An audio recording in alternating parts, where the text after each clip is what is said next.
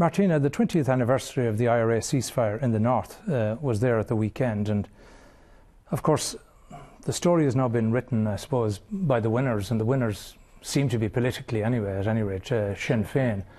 And the big lie is that the Provos campaign was successful, that it had to be transacted, and that the lives lost, notwithstanding that we wouldn't have the success we have today were it not for that. And you seem to buy into that. In what way do I buy into that? Well, by writing it. Okay, what did I say? But did you not write that I don't believe advances would have happened without the IRA campaign? Simpliciter. And some say the price was too high, with so many dead and maimed. I say the North is a fair society now with a viable future. You seem to set aside the suffering and mayhem. I don't set aside it. I lived through it. I don't set aside it. But this was in an article you wrote in 2011. I don't set it aside. I lived through it. It was an appalling time. But I also see the society that has grown out of that period, and it is now a fair society. But you do say that, you do say, and but that doesn't mean that I condone violence. But you do say that the campaign of violence has brought us to a place we would not have been in. Of course, it's a counterfactual argument in the first place, but at any rate, you do seem to give retrospective acquiescence to the murderous campaign that the IRA engaged in, and others. We can only deal with the history we have, not the history we wish we had or we should have had. And there is no doubt that in the North there was an unfair society, and it wasn't changing. I've heard people say that the civil rights campaign would have brought about an equal society. It wasn't happening. No, that is true. That is true. But we have to discuss as well the society we could have had if people weren't slaughtered on the streets by both sides and by the British. Out of that, the IRA campaign developed. Now, why did the IRA campaign have support from a sizable proportion of the Catholic community? Because it wasn't a fair society.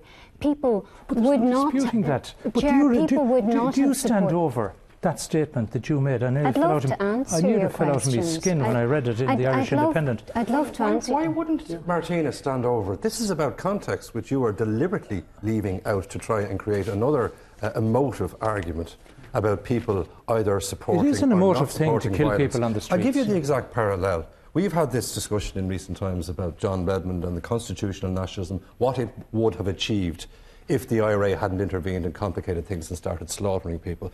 That is a complete distortion of history. For a start, the context of British imperialism is left out. For a start, what motivated a generation of Republicans 100 years ago is left out of it, what their worldview was, how they saw their various options. And this uncomfortable question, which we always have to come back to, what does violence achieve? Isn't that what you're essentially getting? That's what I'm saying, yeah. Well, what that generation would have seen 100 years ago is that violence got more from Britain than constitutional nationalism would have got. That's the way they viewed it. And they had reasons, justifiable reasons, for seeing the situation in that way. But that is the eternal debate, isn't it right? You put your finger on it. Of course it is. The question and the appropriateness of the use. But if people are trying to put a context on it, as Martina was, and again, you have to take the long view here. Excuse me now. That doesn't mean you should start nitpicking. You're taking her comments out of context. It's not nitpicking to say that she said, and you did say, Martina, and I don't think I'm misquoting you, that you don't believe advances would have happened without the IRA campaign. You cannot accuse me of then accusing you You're not reading the full article, Ger. Yes, I did read the full article. Yeah, and you're picking out a tiny section of the article. Did you read the article? Yes, I did read the article. And you recall that article from 2011? Having heard Martina talk about this before, and as she said it herself, she lived through it, she does contextualise what happened in Northern Ireland in the same way that I'm trying to contextualise what happened in Ireland 100 years ago. Very well, Padraig. What's your take on this? Just briefly, and I appreciate Martina will want to get back in. Just very quickly, I think. For a second, I want to go back to Martina, because if I did you a disservice, I'd love you to mark my card. I'm just a bit mystified by you, really, because I wasn't quite sure. You seem to be making some kind of charges against me. No, I'm happy to state my position, which is that I can't defend the death of anyone. I would not like to see anyone die for something called nationalism.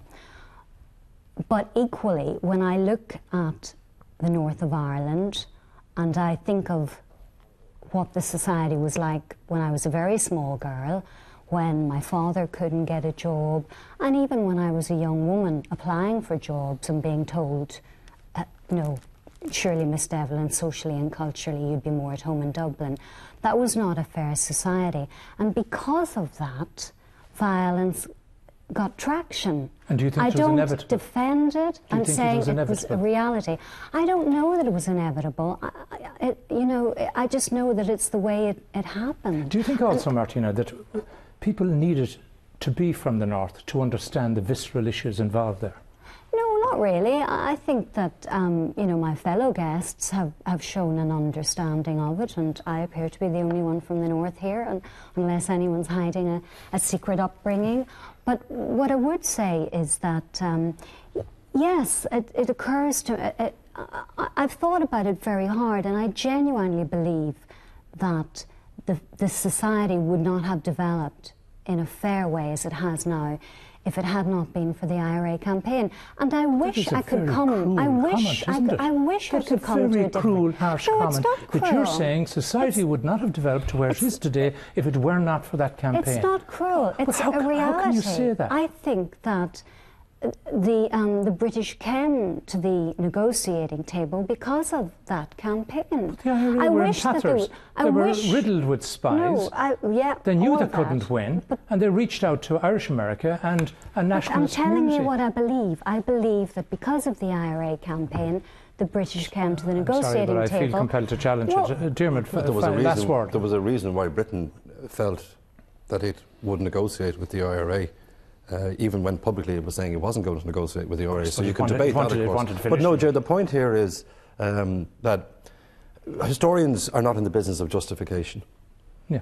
What we want to try and do with a period of commemoration is to deepen understanding and context and all the source material I mentioned that we have. That's a separate process to political commemoration and promoting reconciliation. It's not the business of historians. It's a very noble thing in itself, but it's different from history. History is not commemoration. So what we have to try and concentrate on is context and understanding and evidence. And a lot of the evidence that is produced raises very uncomfortable questions about societies that are born in violence, what propelled people towards violence, and what the results of violence were. Okay, well, there's no doubt this debate will continue. We'll have to leave it there.